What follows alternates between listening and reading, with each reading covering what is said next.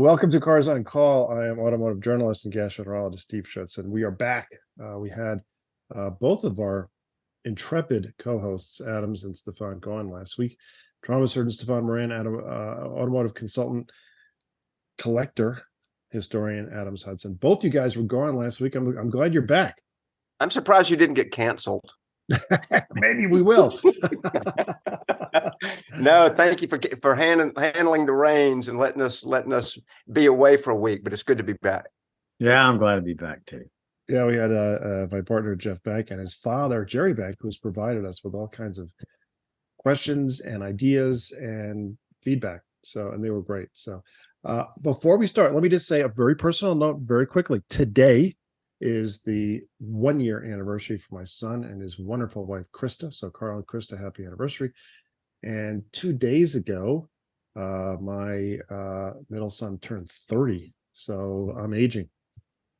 You are right in front of us. Glad me and Steph aren't. We're holding steady. Yeah, absolutely.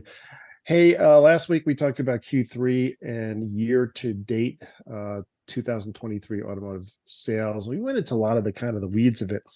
But one thing I mentioned was that the Jeep Wagoneer and Grand Wagoneer seem not to be doing very well. And I want to put some meat on that bone, because this to me is unbelievable. For 10 years, whatever, Fiat Chrysler, now Stellantis, at least 10 years, I would say 15. They've been talking about making a Wagoneer, and they've been talking to Wagoneer clubs and say, we're going to have a Wagoneer. It's going to be Wagoneer's coming back. I mean, on and on and on. They had 10 fucking years to get this thing right. And then they finally come out with it. It's supposed to be a Suburban, Tahoe, Escalade, Expedition, Navigator competitor. It's based on the Ram 1500 pickup truck platform. And 2021, they finally did it. And it is not doing well. With all that time, number one, we'll talk about the design. Look at that thing. It could be way more interesting looking. It could be way more better. Just some quick numbers before you guys launch. Wagoneer sold about 21,000 through the end of the first 9 months of 2023, about 7,500 Grand Wagoneers. So together, maybe almost 30,000 of them. Meanwhile, the Escalade sold 31,000. The Yukon sold 63,000. Tahoe plus Suburban, 126,000. This Wagoneer, but before you guys launch, I look for Wagoneers and Grand Wagoneers, and most of the ones I see in Idaho are rental cars. These are fleet cars. This car is bombing. Well, it should bomb. It's ugly. Yep. I mean, I think so. I like the front end, but the passenger door and the rear window in the back past the C-pillar, it just looks awkward. This to me looks like an awkward duckling. When you think about it, what is a Suburban? It's a big box with another rectangle on the front. It's a four square design. It's not, it seems to me, how can you get it wrong? Well, they got it wrong. The door sills are too high. They got these chrome strips around it, and the front end's okay. Rear end's not, size terrible. So I can see why nobody wants to drive this thing. It looks off. It just looks totally wrong. And it's such a late imitator and a late comer to the party. I've not loved the front end. To me, looks like like a Remington electric shed from 1984. Yes. And to me, I mean, there's you guys have gotten me on a marketing role here, but Reason Trout wrote a book called The 22 Immutable Laws of Marketing. And one of them is, if you cannot be first or own a segment, prove your superiority for your slight hesitation.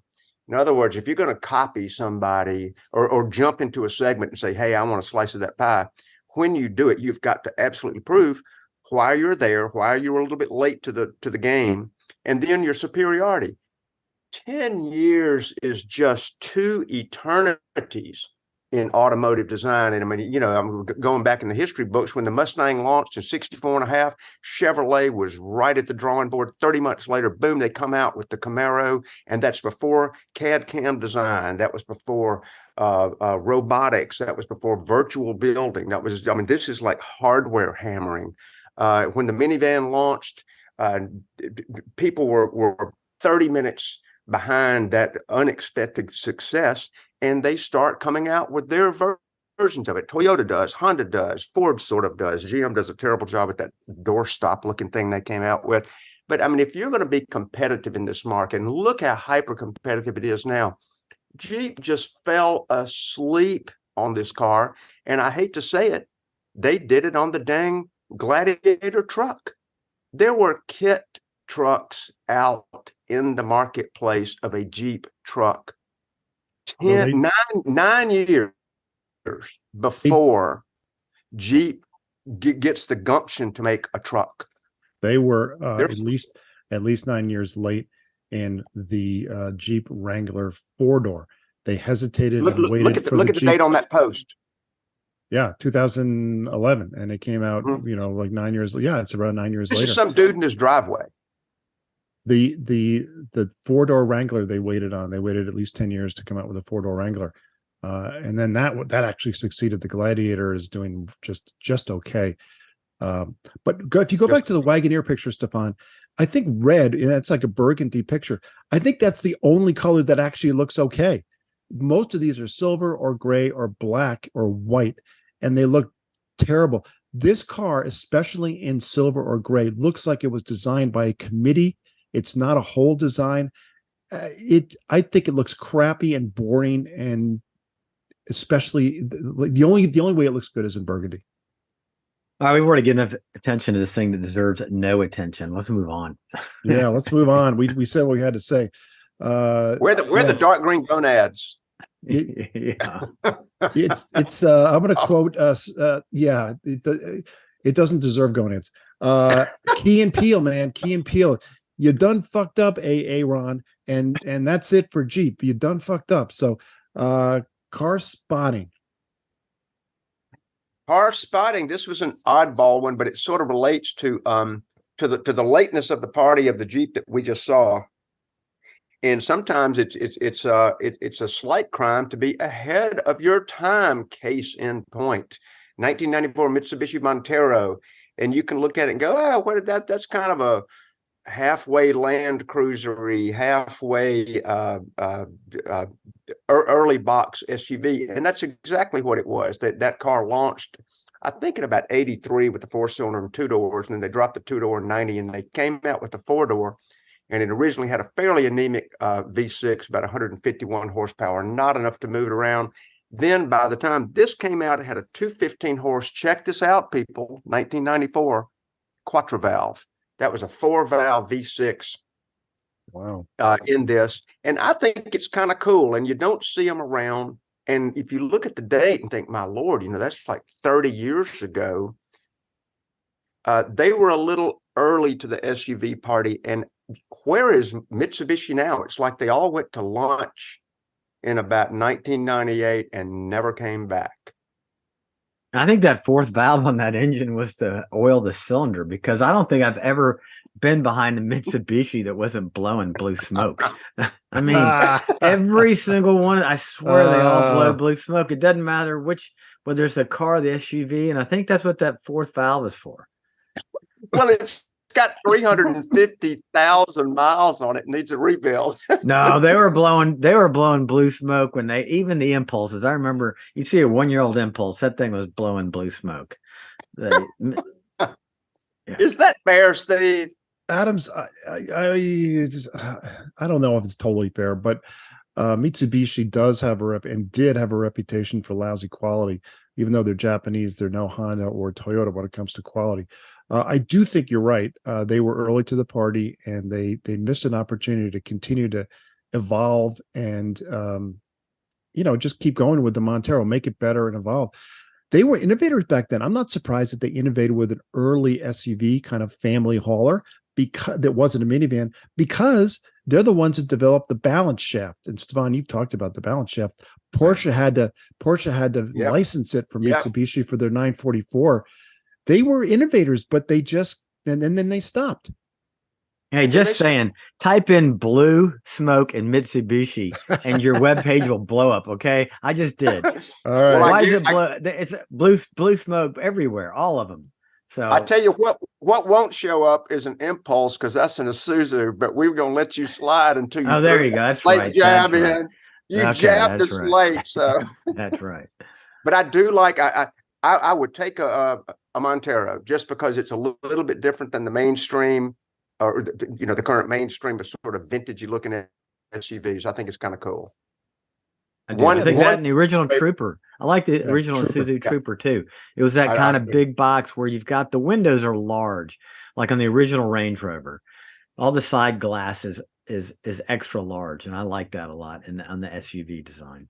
Isuzu and Mitsubishi were early to this party, and now they're not players in the most profitable and popular area of the automotive market, and they're non-players. And they were. I agree with you, Adams. They were first to the party, and now they're gone. And that segues a little bit into our bigger topic today. And what about safety? Safety. Oh, well, it's going to segue into that, and we know it's going to segue into that. All right. So yeah, let's do safety. All right, here. So I just popped it. Let me looking at the window. Here. We're talking about windows. Okay. That's exactly. We are talking about windows, and I got to see if I can pull this up. Here we go. So what's interesting about we talk a lot about autonomous driving and talk about Tesla, the big lawsuit they're undergoing 2 weeks ago. And, so we think about autonomous driving. You remember the car crash, the lady was sitting behind the wheel, the autonomous vehicle, and it ran over a petacyclist and killed her. And so the question has been raised, and I think this calls under the category was called inattentive blindness. And you've all been there. You've been cruising down the road, listening to your favorite song comes on the radio, or your cell phone goes bleep. I got a text, somebody likes me. All of a sudden, you realize, you look up and you're like, wow, I just went down the road a couple miles and I had no idea who I passed, what I've done. So that's called inattentive blindness, where you're looking, you're kind of processing information, but it's not really reaching your cerebral cortex. So that's what these two researchers, Karina Rockel and Heiko Heck, they published in Science Direct, and this just came out in October. And the title of the article is "Regular Looks Out the Window Do Not Maintain Situation Awareness in Highly Automated Driving." So basically, exactly, even though you're sitting behind the wheel autonomous driving, you're supposed to look up occasionally, you're supposed to look out. Basically, when you look up, you don't have time to process the information that's being presented to make a corrective action. And I think, initially I thought about this. I'm like, yeah, no, if I'm sitting behind the wheel, autonomous driving, and something happens, I'll have time to react. Well, I think that, that's an urban legend, and these scientists to approach it typically with, a hypothesis that, no, it does work, it doesn't. They did the study, and what they found out that, we are now relying upon human backup for automated systems. So we're okay. That's wait, you got autonomous driving. That's okay. You just look out the window, maybe listen to radio, let the car drive. And if something bad happens and you're required to re-engage, or what's called a takeover request, you'll be fine. So, but they did this study, and what they found is, you sitting in there and just occasionally looking out the windshield doesn't work. So what's interesting is that it does work if you basically have less than 3 seconds to process the information. So what it is, you have to look outside. You have to see what you're looking at. Your brain has to process that. Is this a critical situation? And then you have to take action. But if you're just sitting there and look up every now and then, that's not good enough, because your brain you saw this inattentive blindness taking effect. And what's interesting to me is Mercedes is looking at this, and Mercedes kind of figured this out, and they have, when you're doing the automated driving, the Mercedes, they found out that you basically have 2 to 3 seconds. So their new innovation in the Drive Pilot, they do allow a time budget of 10 seconds for you to take over autonomous driving, but only when you're going below 60 kilometers per hour.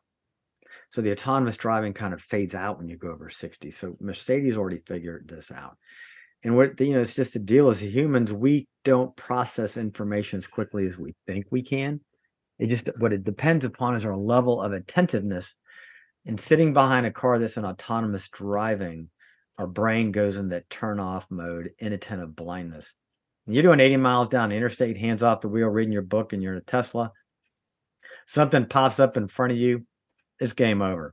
You're not going to be able to process that information and react to it quickly. So it Hey, Stefan, involves. let me ask you a question about that, because I love this. This is going to be a challenge as we move toward autonomy, and this is going to be a big challenge to me. And this is my question. Well, I guess I have two questions. Number one, isn't sitting in an autonomous vehicle kind of like riding in a bus? When you ride in a bus, you look around, but it's a different situation. When you have your hands on the wheel and you're driving, when you look around, you're looking for the stuff that's going to help you drive. When you're in a bus, you're just looking around. Exactly. We all have Yeah, periods of yeah. inattentive blindness. Say you're driving in the car and you damn near rear end somebody. You're like, so that was when you finally your brain clicked back in, because you realize your brain has to perceive the environment. It's got to comprehend the situation. Then it's got to project the future state. And that's followed by decision and execution of an action. So you have to do all that in autonomous driving. This study clearly showed that's just not going to happen.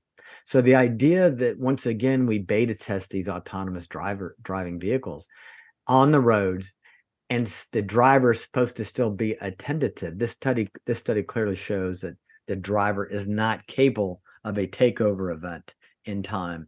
Basically, if it requires more than 3 seconds before collision or impact.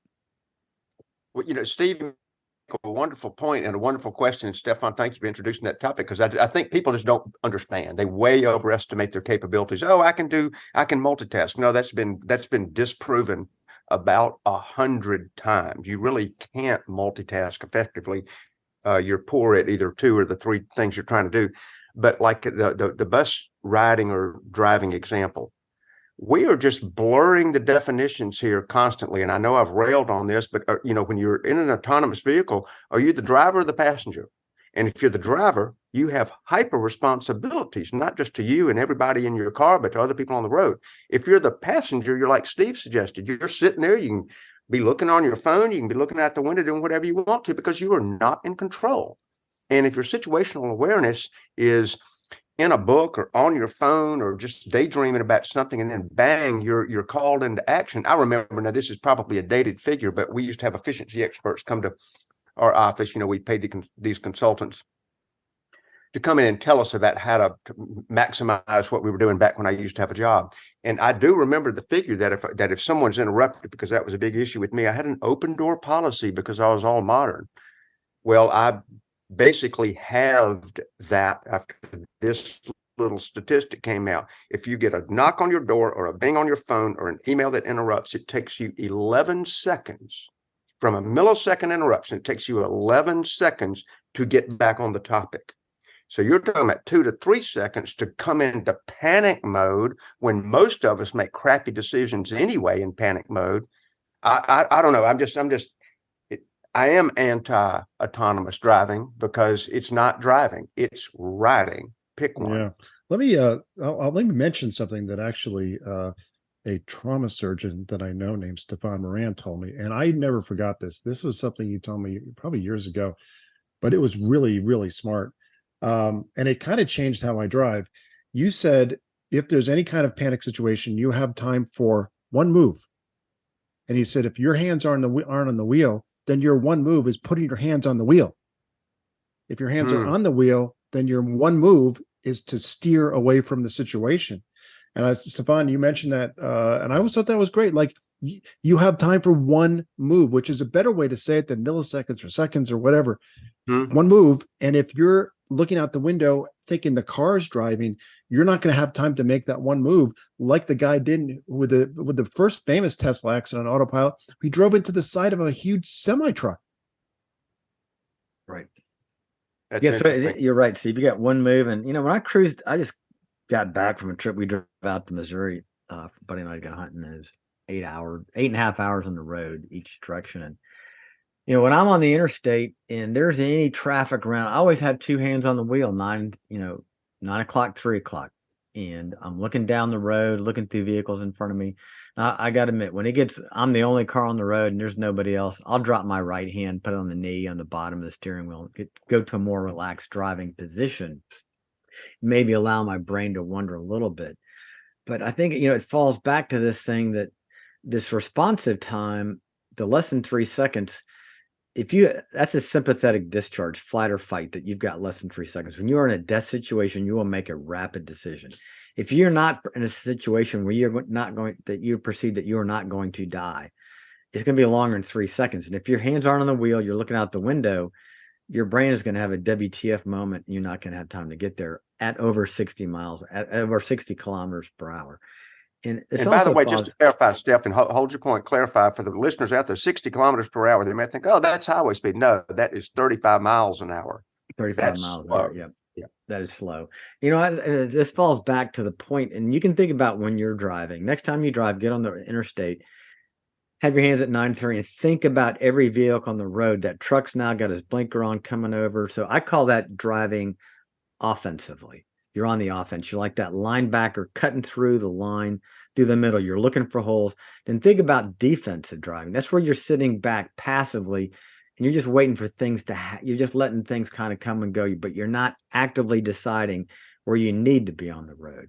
And, that when you switch that brain mode, and I think your brain then goes in defensive driving mode. And that's why it takes greater than 3 seconds to process what this information is. And at highway speeds, you're not going to be able to take corrective action. And that clearly shows. So we don't need, I think autonomous driving will be great one day. It'll actually save lives. It's better than the human driver. But right now, the algorithms are just too complex and we really don't need beta driving. And I think, I think you still need to, if you're going to have an autonomous driving, you need your hands on the wheel and you need paying attention. Amen. The best autonomous driving is called a plane, a train, or a bus. Yeah, I like that. So Board one of them. Yeah. Anyway, going back to I guess the topic of death and resurrection, Adams. That's there's your segue. It's Easter already. Okay. Well, we have it is interesting. So it's sort of like this passage of automobiles that have come and gone. We have not just seen some makers come and go, but we have seen a lot of nameplates come and go. And oftentimes a manufacturer will think, oh, well, let's look into the past and let's find a car that was lauded or a model name that was revered or well liked. And, when it was retired, it was still sort of in an okay, a plus mode. And let's bring it back. And what we're going to talk about is cars that were brought back that shouldn't have been brought back. We're going to talk about cars that were brought back that were good, like yay, they picked up where they left off and actually outdid it. And then a couple that what is the last category? That we want to come back. We want to come back. We're hoping to come back. The ones that left that did not return that are due to return or would be a success if they returned. We are praying for a resurrection. Yes, indeed. That's right. Yes. All right. So we get 3 of each. I thought it was great. I love this topic and I thought about it and I'm going to have Stephan go first because I know one of it's going to be, but a car, these are 3 vehicles we thought of that they died, they came back and they were good. They were really good. So you want me to go to good. Okay. I was going to do bad first. Let me go to good. No, I want to do good first because let me do good. Bad's first. more interesting. Okay. All right. Here we go. We're going to share. All right. So here's good. There it here's is. My first pick. Yeah. That. The Ford Bronco. Yeah. I mean, I could have honestly, I had to withhold myself here. I had three goods from Ford. And I can't have all Ford, but the Ford Bronco clearly, it was a fabulous vehicle when it first came out. It was a game changer, the mini SUV. And then when they redid it, I got a picture of the Heritage Edition. You get this wonderful blue with the white top. So they came and Ford did it right, 2-door version and a 4-door version. So hats off to Ford. I should have the bad here, the Bronco Sport. Can we just Ford, blow that up? No, blow we're that doing up. so good. They were doing so good. Yeah, Ford Escape and an OtterBox, like Steve-O said. But that's my number one pick, the Ford Bronco. All right, you may just move on to the next since I got my pictures No, up. I immediately thought of the Bronco because they completely nailed it. They brought it Yes. back. They did it exactly right. This should be a case study in one of Adam's marketing lessons that he talks about. And yeah, bad resurrection. I agree is the Bronco Sport, but I deliberately didn't do the Bronco because I knew you were going to. One of you guys would do it. It's brilliant. It really is. And I agree. It should be a case study. And I'll mention something briefly looking back over our shoulder at the car spotting on the Mitsubishi Montero. One thing I found out I did not know previous, and I promise there's about to be a parallel point, is they had a Montero that was a 4-door, and they had a Montero Sport that was a downsized 2-door. So you wonder where Ford might have gotten that playbook. Could they have been looking at what Mitsubishi did? Not that it was a success, but it was just a pattern. Nonetheless, I totally agree. The rebirth of the Bronco, everything about what they did was dead on the money, and their sales reflected. Yeah. All right, Stephan. All right, my number two, the Dodge Challenger, man. It was a legendary muscle car from that era. And then when they resurrected it, they did it right. They had all these different high power versions coming out. And they're going out with the Challenger Demon, over 1,000 horsepower in this thing. So I just hats off for once to Stellantis for getting something right with the Dodge. It really hurts me that the Dodge is going away, because what they did, they resurrected the Challenger name, and just once again, multiple muscle car editions that came out stayed true to its form. Agreed. I say hats off to everything they did there. They didn't do quite as many things right with the Charger nameplate. Nonetheless, the Challenger, salute. Good one. Devo, you're a Mopar dude. You got to have a comment on this one. Yeah, I completely agree. This was I thought one of you guys would do this, so I didn't mention it. It's not on my list. It's brilliant. It was really well done. By the way, I give them a lot of credit. Basically, Mercedes came in and merged. They created Daimler Chrysler, and Mercedes said, "Hey, you can have this old E-Class platform." And someone had the idea at Chrysler, let's use it to make a Challenger. But they did it. The styling is that's where the magic is. Unlike the Wagoneer, where they just blew the styling because it's so boring, the Challenger looked good. And it's amazing how good it looks for how big it is. Yeah. This thing is gigantic, but the proportions are just very well done, unlike the Camaro. And then I'll finish with my last good, the Ford GT. I mean, the original GT was primarily a racing car. There were some Mark IV road racing, but then when they resurrected in 05 and then the latest one, Ford they nailed the GT each time they brought it back out. So I just hats off to Ford with the GT. All right, that's it for me. Yeah, I completely agree. Adams, you can't disagree there. GT40, then GT, then GT2. Yep. Cannot disagree at all. Like them all. Good picks. Yeah. So my good are number one, this is obscure, but this I thought was true. Would we expect anything less from you? I really wanted to talk about this one because Goldfinger, James Bond drove it, Aston Martin DB5. It's one of the best English designs ever. It's a wonderful looking car. It's so beautiful. And then they had the DB6, and then the DB number cars went away. And they had the Vantage and the Virage and all these other Aston Martins in the 70s into the 80s. And then in the 90s, and every word that would start with a V. Yeah, they it's like, and I don't know why they did that. They were, for most of the time, they were run by a guy named Victor Gauntlet. Maybe he's the guy that had the anyway, whatever, V names.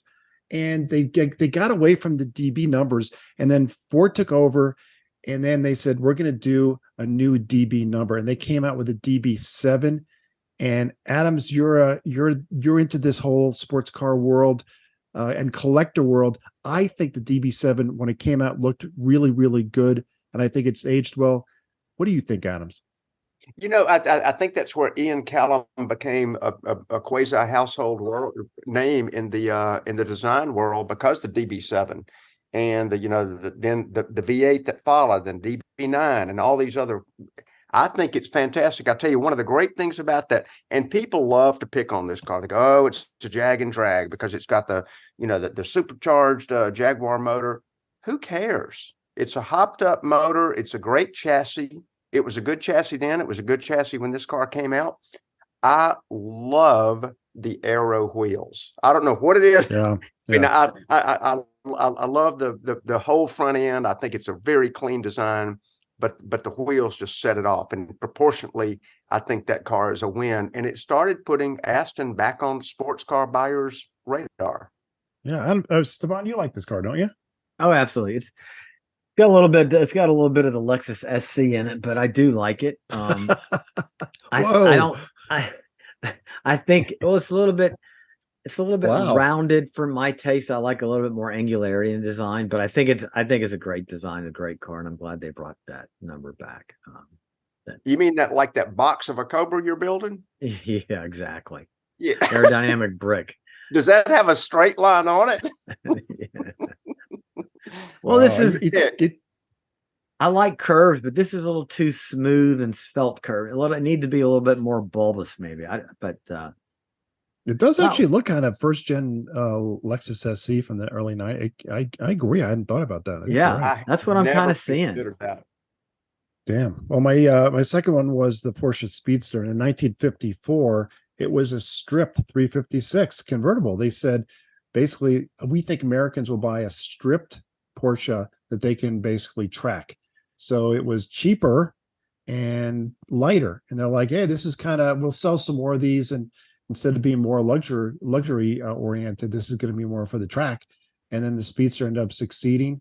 Well, it came back. There's been a few generations, but the latest one, which was 2019, right there, now it's full luxury. It costs a lot more than a regular 911. It's basically based on a GT3. So it's a GT3 with a 6-speed manual and not much of a convertible. So they jack up the price, and now it's like super luxurious. So yeah, when they brought this back, and of course there've been previous generations, but I'm talking about the latest one. This succeeded. I've always liked the Speedster. I like the originals. Went to the museum, saw them there, and you don't see a lot on the road. And I like the old ones and new ones. There's just something about a windshield that's raked further back, a windshield that's lower, and I love them. You're right, but once again, it used to be less was more. Now more is more with this thing. You're right, Especially with Porsche. especially with Porsche, yes. But I do love it. I think that's a great pick. Finally, I feel like the original Speedster, which was actually Max Hoffman's genius. I don't think that came into Porsche's marketing department. It may have. Steve? No, it was Max Hoffman. Yeah. Okay. But I mean, you look at that car and it's like, yeah, that's sort of like trimmed down for racing. And even look, it had the exhaust pipes exit out of the bumper overriders and the Rudge knockoff wheels. I mean, it's got like a lot of things that were just totally utilitarian. And then the Speedster, Lord, there's probably been several. I know there was at least a 1989, a 2012, a 2016, and the current one. And what they'll do, Porsche will say, okay, well, we eliminated 4 pounds of sound deadening or something like that. Or the top now weighs 12 pounds less or something, but no one cares. It's beautiful, it's wonderful, and it's limited production. Yeah. If I recall correctly, the name Speedster came from, it was a roadster for speed, so they just called it the Speedster. I think that's the right story. Makes sense. Yeah. I'm buying it. Yeah. Okay. Makes sense. Yeah. I'll do my last one and then we'll move on to bad. And then we're going to finish with ones we wish would be resurrected. So, but the Z. Now, this is going to be controversial because the 400Z that just came out is heavy and it's not great. But you know something? The original Z, I had a 1972 in this color orange, 1972 4-speed 240Z, amazing car, inline 2.4 liter inline 6 engine, and a great manual transmission and a beautiful interior. I love my car, and they resurrected it with a 400Z. Definitely has some kind of homages in the design to the original Z. Again, it's been criticized for being a little bit overweight and maybe too big, but you know something? I think the design's right. It's a V6 instead of inline six, but it's got a manual transmission. So I'm going to say I love this car. I'm glad it's back out. I bet they're sold fewer than the Wagoneer, though. I did notice a little bit of silence there. Yep. Yep. I know it's going to be controversial. I don't know what the Stephan, go ahead and did you have a follow-up to that? I do say I do like the design of the new one. I think they finally got it right. The earlier versions I just didn't like, but this one I think I do like it. It's got a nice crease down the side, but that's a really tall order, man, to beat the original 240Z, because it seemed like everything that came after the original 240Z got longer, heavier, slower, and lost the original sportiness. And you can say the same thing about the Speedster, but it was such a it was just the design of that 240Z, the little cam back, and it just fit everything right. And then it's hard to catch up and reinvent that. Man, you are not kidding. I mean, look, I'm looking at the 240 right now, and I'm just looking at those taillights that look like either an Alpha GTV or a Pantera. I don't know. That is so classic. It's so trim. It's so taut. There's not a line out of place. There's not a lot of adornment. It just really fits what it is. I don't dislike the current one at all, Steve. So I'm not like dissing the pick, but it's like like Stephan was saying, the 350Z came out. It didn't know what it wanted to be when it grew up. And if it grew up too much, it was going to outdo the GTR. And the GTR was hyper technological and faster and all these other things. I couldn't figure out where that car fit. And as I've said before on this podcast, those need to marry. Let's just make a really fast car that is your sports car, Nissan, and just do it. Quit dividing the brain power at Nissan between two really, really wonderful but intra-competitive platforms. Yeah. Okay. I knew that would be a little bit controversial, but let's move on to bed. And before we go to bed, what just popped into my head? Mercury Marauder. And I drove the second gen Marauder, which was based on the Crown Victoria, and it was from 10 years ago. I loved it. It was black, and it was black and everything, and I just thought it was cool. So, all right, let's go on to bad. Adams, why don't you give us some bad ones? I like that thinking on the Marauder. That's kind of cool. It was awesome. Yeah, absolutely. Okay. Okay, these are cars we wish they'd never remade. Yeah. Okay. All right. They done fucked up Ron. Yeah. Okay, as Stephan is snagging he's a co-host, and he is the graphics department. Yes, because we're doing bad. The Fiat 124. Yes. Oh, see, I was. There was a 124 sedan. You're not talking about that. No, I'm not talking about that. But the 124 sports car of like whenever that came out, like 1969, and ran till God knows, it went through a Bertone Azzurro or something like that. But it ran through about 1980, and it's decent looking design.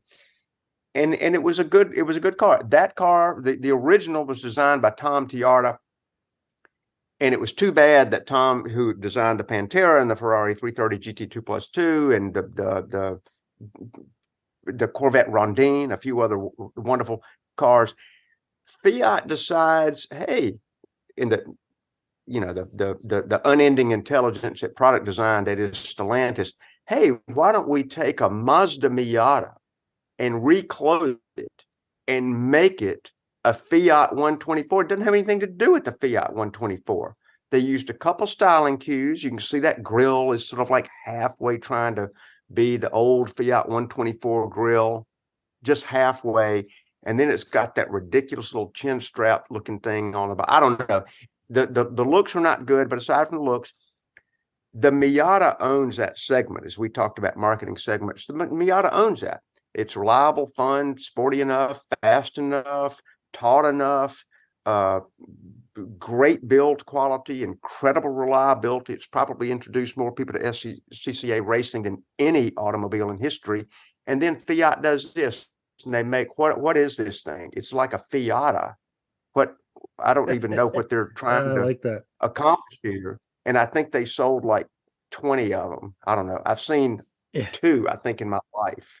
Yeah, you pull up the Cars and Coffee and this, hey Guido, nice body kit on your Miata. You know, I mean, it's just I don't get it.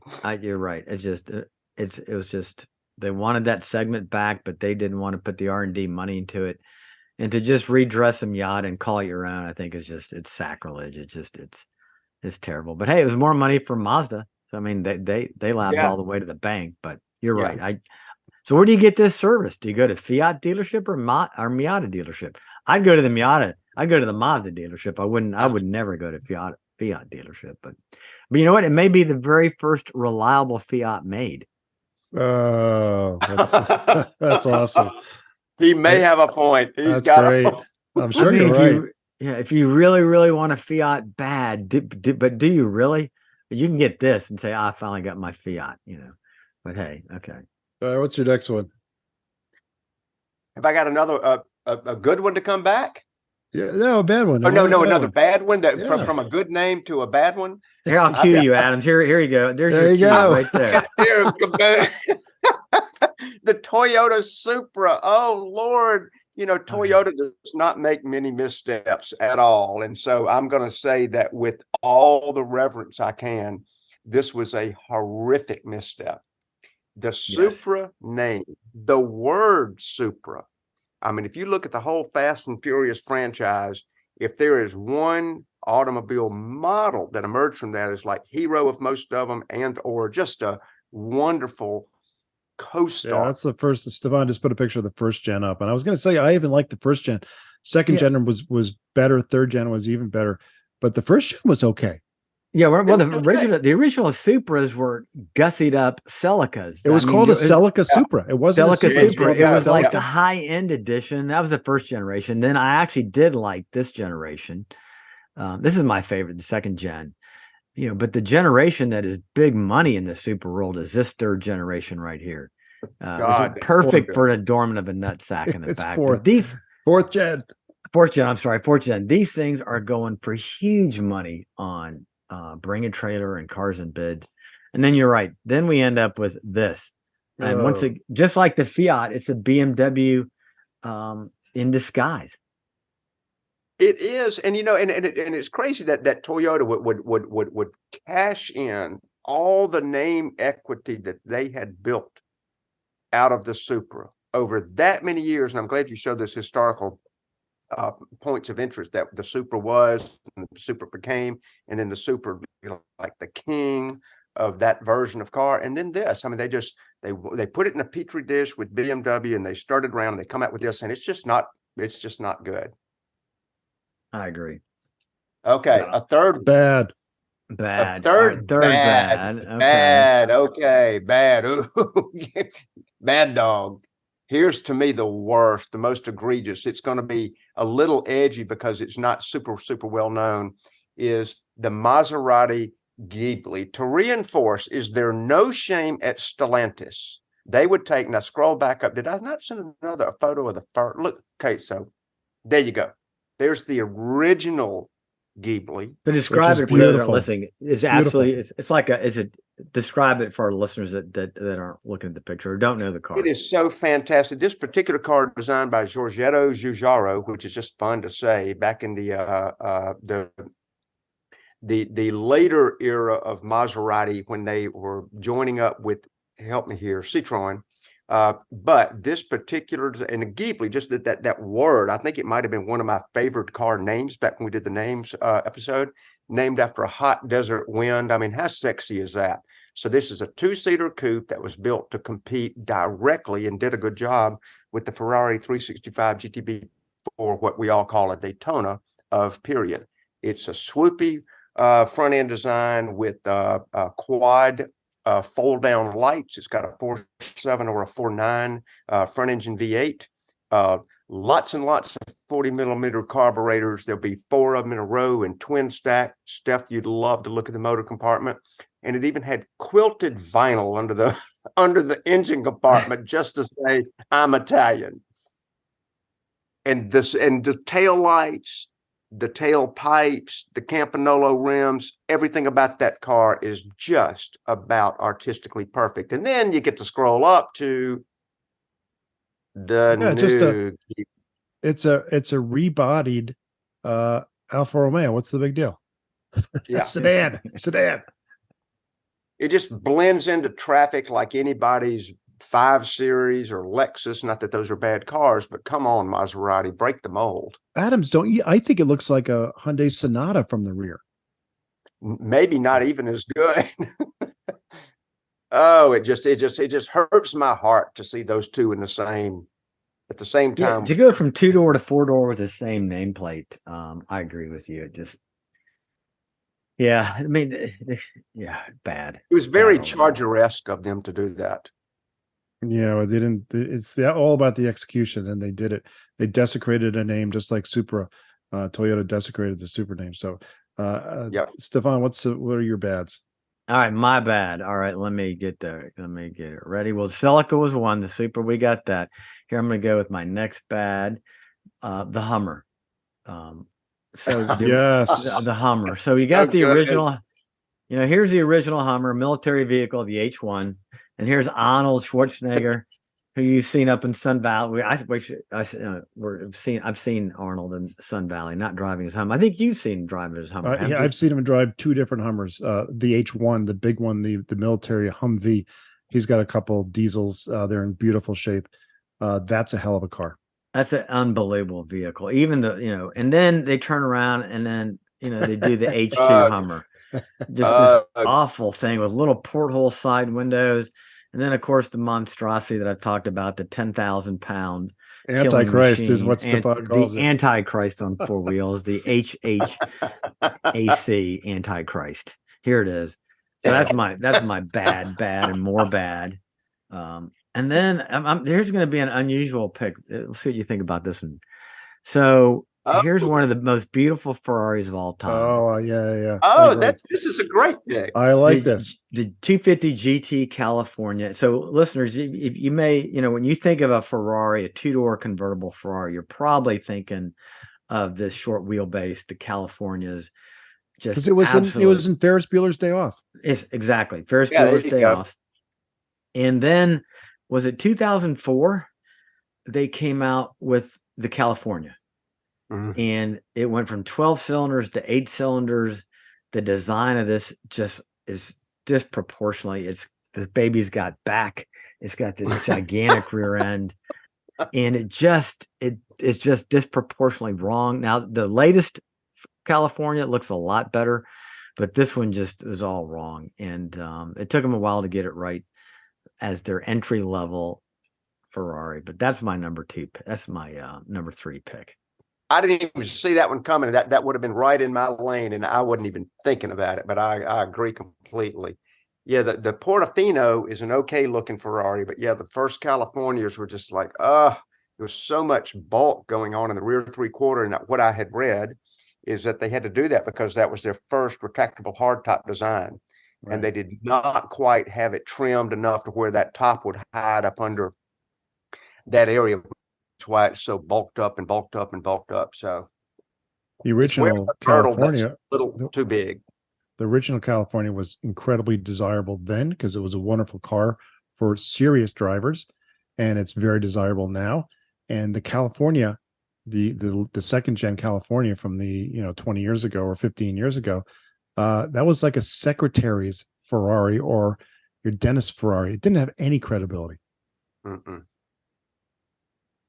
Right. I'll go with Mike. Those are my 3 bads. Let's see. We've got to move up. Who goes next here? I'll pull up. I got my bads next, and then we'll move on to the ones we want to have resurrected. So I won't spend much time on this, but Ford Thunderbird, 1955 Ford Thunderbird. It was a reaction. It was a reaction to the Chevy Corvette, and it came out 2 years after the Corvette, and it outsold the Corvette 20-1 when it came out. It absolutely nailed it. And then in 1970, it was this bloated monstrosity. They should have never called it the Thunderbird. Keep scrolling.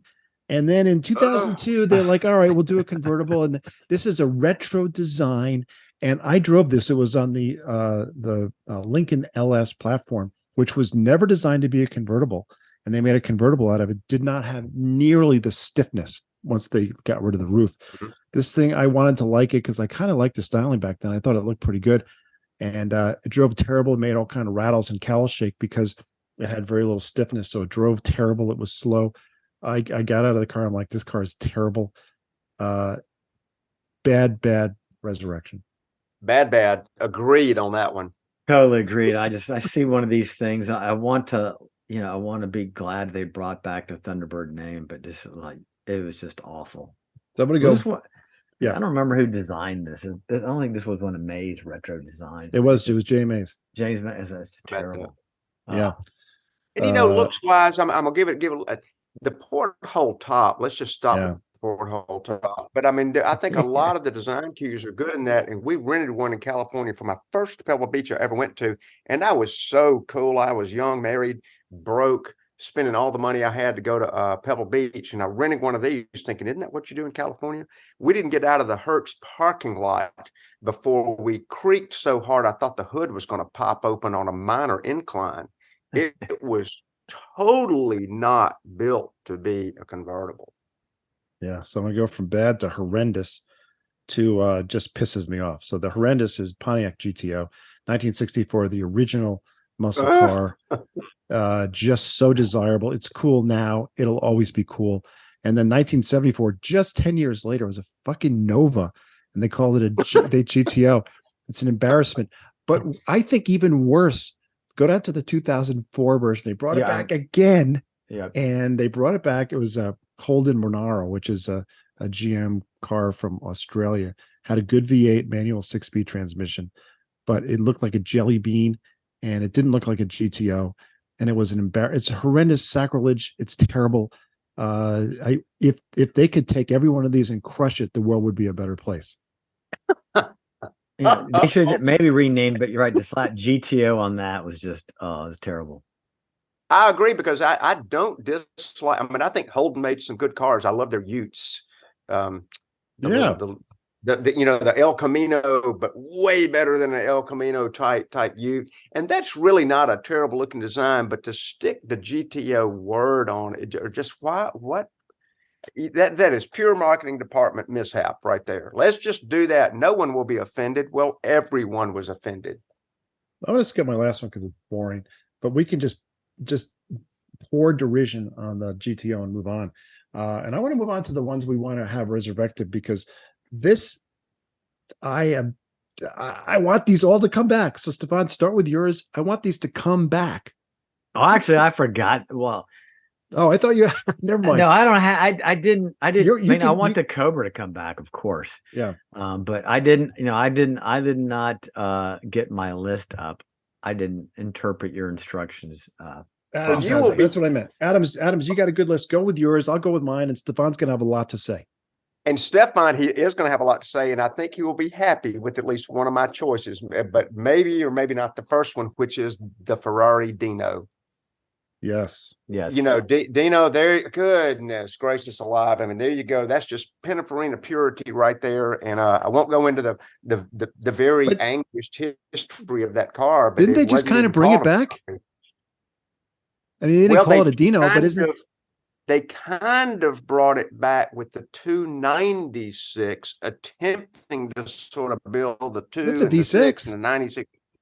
It's a V6, but it's got a hybrid motor, and it delivers only 818 horsepower. And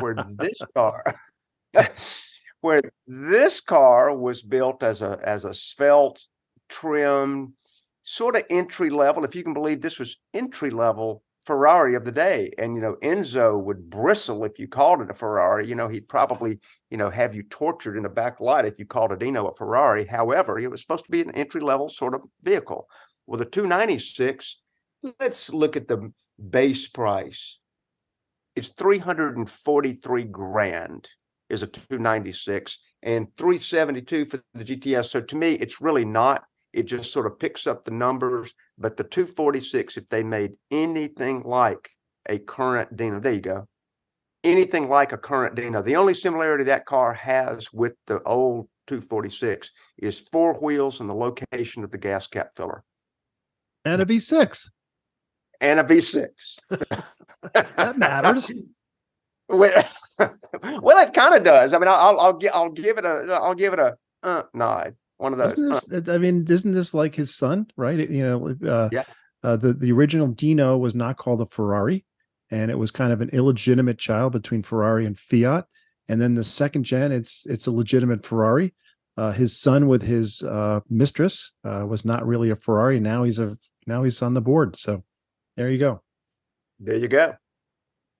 All right. Do I go with my next? Yeah, Yeah. you keep rolling. I got your pictures up. Roll with it. Okay. All right. The next one is the Porsche 904. Oh, And there was an original 904, and you may can click that link in there, Steph. Not super sure if you can, but you might can. But there was an original 904 that was just built for racing. And, Steve, you probably know the history better than I, but I'm going to say that there were a few street versions that sort of snuck out there in the world, but most of them were raced. And Dick Barber talked about having a 904 and racing, just mopping up the competition. And this is a concept car that Porsche has flirted with and teased us with in photos. And I think what they're trying to do is not make it too much like a Cayman with a little bit of a body mod done to it, like it's been to the plastic surgeon. But the 904 also was not an entry level, but it was a sort of a stripped out, not trying to be luxurious piece, a tool for war. And what they ended up with the street was just a dang good looking car that didn't have a lot of frills. And it was the 904 concept. Stevie, what do we think about the concept? Were you happy when you saw it? no, I didn't like it at all because it looked like what it is, which is a Cayman that's gussied up to look like a 904. I'm going to send Stefan the picture of the 904 right now. This is actually Joe Bezzetta 904 that Joe Bezzetta, who's been on the show before, his father raced this car in the 60s, and this is what it looked like. The 904 was a design by Butzi Porsche, one of the sons of Ferdinand Porsche, who founded Porsche Design, and it was a beautiful car. Had decent success as a race car driver, but it was beautiful. And that a Cayman doesn't look anything like it. This is stupid. Yeah, I wish they were closer to that. Yeah, but I agree with you. Adams, I would love to see a 904 come back. Oh my gosh, it would sell like crazy. Yep. And they could do it. We know they could do it. And in Porsche speak, if Porsche is listening, and we know they are, if they say no, we make exclusive cars that are mid 6 figures, and we have a waiting list that's 2 years long. Great.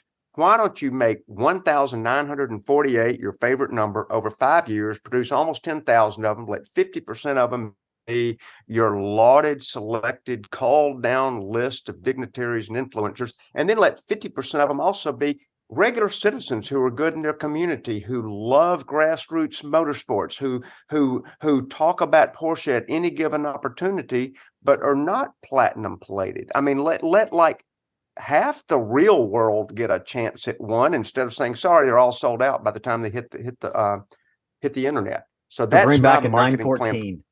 There you go. Yeah, a good looking one. Yeah, all right. Not a bad idea. I mean, how many people want a Porsche and you can't afford it? A new one. I mean, so make an affordable Porsche. Yes.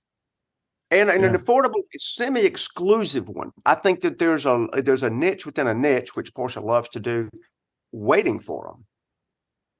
Yeah. So okay, number 3, and we're going to get cheers from the crowd over there in Arley, Alabama. I got the Ford Cobra. Oh yes. And I don't mean the Mustang Cobra. I don't mean the Fairlane Cobra. I don't mean the Talladega Cobra. I mean the 2-seater Cobra. They had a concept car. Steph, what year was that? 02-ish? 04-ish? 2004. That one. 2004, yes. so dang handsome, so dang modernized, so close to what They, look there. they nailed it. Good. Stefan, don't you think they nailed it with that concept? Absolutely, I think they did. I think the design does look a little bit 21 years old. It's got a lot of clues from that era. The James May, not which is Jay J Mays. Mays. J Mays. Jay Mays era. I think his is one of his designs as well. And for some reason, I think for this weird thing, this concept was called Petunia. But I do like it. I think you're right. Yeah, that just popped in one of those weird facts. But I think this is a well done, reiteration of the Cobra, and I did like it. And I remember I wish they would have brought it into production. It would sell. I mean, the Cobra replica is the #1 selling replica of all replicas made. I mean, there's just to this day, people love the idea of a Cobra. And I think with the era of the internal combustion engine going out, why not bring back one of these again? I think hard part is probably has to do a lot with safety and passing. But hey, they do it to Miata. I mean, that's a small car, and Miata gets that by safety, all the regulations. So I'm with you totally, and I agree with this. Bring this back, Ford.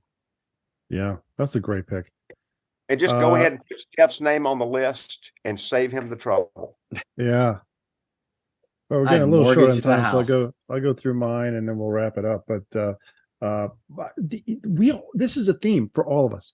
Something simple, something that is less expensive, less big, smaller engine, more fun. So I said BMW 2002 and make it around the size of a 2 Series, but the smallest engine, a 6-speed manual, make it fun, make it simple, make it affordable, make it accessible. Exactly what you guys are talking about with especially the Dino, but also the 914, the Porsche 914. These are cars that, if you could make them reliable and accessible, manual transmission, I think kids would love it. Young people would love it. I've talked about the Nissan Xterra before. There's nothing fun about it, but if they made a decent quality competitor to the 4Runner, Nissan would make lots of money. They'd sell a lot of these things. And finally, and I do want to spend a minute on this, the original M5. And the original M5 from the 80s in this country was only tan interior and black exterior, sold for 3 years, manual transmission, Q-ship. Here's my vision, and you guys can react. I think they need to bring back this particular car because it has subtle badging. If you didn't know what it was, you didn't know what it was. You didn't think it was anything other than a 5 Series, and it was a gentleman's express. I loved this car in the 80s. And here's my vision. An M3, except because the M3 is about the same size as this car. Manual transmission, narrow body, way fewer badging. I think call it an Alpina, not with the 20-spoke wheels. Have basically wheels kind of like what's on this car here. Good-looking wheels that are subtle badging, subtle everything where you don't know what it is unless you know what it is. Manual transmission, the M3 engine, and subtle, understated. I would buy one. That's what they should do. But you're talking about a bullet version of the M5. Yes. Because that's what I love about my Mustang. Yeah, I love about the Bullet. My Bullet is totally debadged, except there's one badge on the exterior of the Bullet Mustang. It's at the very back and center. It says Bullet. It's got torque thrust wheels. It's got a different grille, but it is exteriorly, it is completely decontented from everything else. Doesn't even have no wing on the back. And you're right. That's why I love the Bullet, and that's why I bought a Bullet, because I wanted a Mustang, but I didn't want the Racer Boy Mustang, the GT350, the Mach 1, all the other iterations. The Bullet, to me, and I agree, a Bullet version of the M5, same thing, a decontented exteriorly, and it's got the big engine, and it goes with what you want to do, but it looks like every other 5 Series on the road. Steve, it's funny that you mentioned that we did not pre-discuss this. It's not like we said, hey, what are the parameters of these choices? We were all completely independent in how we came up with these. And yes, you're right. Even though we all probably have decent budgets because our priorities are sort of more car oriented than other things, we don't want the simplicity and the entry level because of the price range necessarily. And I'm not trying to sound smug there. I'm just saying that given that our price elasticity is a little bit above what we're even describing that we want. So we don't want the biggest and the best and the flashiest and the most expensive. We're all like supercar fans. And I think that's a great example. The bulleted BMW is just an awesome idea. And I think subtlety's been mentioned, and, getting back to a little bit more simplistic sort of behavior in the style department or the luxury department or the techno department. And I can see that absolutely working. I mean, people are over gizmo nannied in their cars as it is. And I, for one, could give up about a dozen of them and never miss them. Let me do one last one real quick. How about same thing, a Mercedes 500e? Oh, How about, so that Yeah. would be like your BMW. It Yeah. had slightly large, the fenders were slightly flared, but tastefully that it'd go by. There's another E series Mercedes, but you're like, the differences were so subtle, but underneath there was that wonderful Porsche engine. And I agree with you, Steve-O. There's a real market for this. Not everybody wants to be, driving a Bentley like I do one day, and something understated with a big engine. Great choices. I thought of I thought of three cars in this one same point. The first M5, the 500e, and the Mercedes S-Class 6.9. And what they all have is complete understatement. And here's one other thing that pisses me off. And it's one of the things that kind of brought this whole thought to the fore for me. When I see an M3 now, which is the last generation, 2016, 17, 18, the F80 M3. When I see it, it's on the streets, it's got a big exhaust, and it's some young dude bro who's showing off the noise and the fact that this is a performance car. I hate the second and third owners of M3s now. I just can't stand them. And I think you would see less of that if they debadged them, made them more understated, take the flares off, made it more mellow. And oh, by the way, I don't think those dude bros could even think about driving a manual. I swear, I mean, we're echoing back to the other comments that we made about that. And I hate to pick on the Corvette because I love that it's an American sports car. So, God bless America and the Corvette. I'm the only one, I think, who's happy that it's mid-engine now competing on the world stage in that regard. However, they walked away from their core market and became kind of the dude bro of the era. And BMW is in grave danger of doing that. Lamborghini is probably already at that party. I'm not sure they can decontent themselves. I mean, I don't think subtlety has ever made it to a Lamborghini product design meeting.